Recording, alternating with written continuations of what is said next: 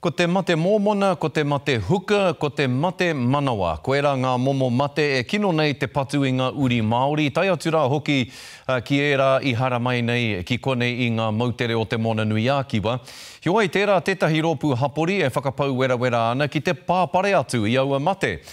Ko te pou e kipa ana i a rātou ko Dave the Barabine Letele. Hei tā te pūrongo a whatetiri te wake, he rautaki māmā, engari he rautaki whai hua nui, tā Barabine. He kaupapa whakaora i te tinana. Hinengaro, wairua anō hoki.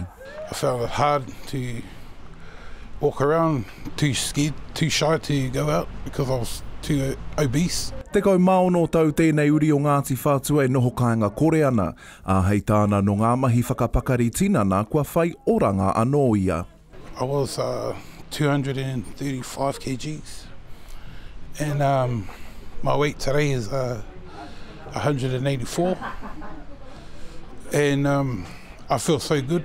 You know, I feel great. No te wiki tonu nei makere mai te kotahirau kilokramu i a Phil Telea, a kua riro māna ngā whakaakoranga e kawe ki ngā apataki o te kaupapa, heoi hei tāna he pōhehe no te nuinga i māma te mahi. It wasn't until I was in hospital because of the condition of my leg, all from the weight, and then I was in hospital, then the doctor just came in one morning and he said, oh, you know, the next time he'll see me is probably down at the morgue.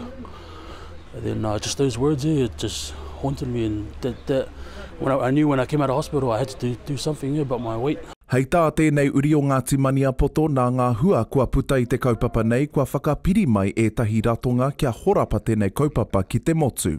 We just want to help as many people as we can, you know. So we're meeting with the right kind of people now, you know, like Whānau Ora and the Whenua Ola and you know, all Pacifica Futures that are going to enable us to grow and you know, but not constrain us.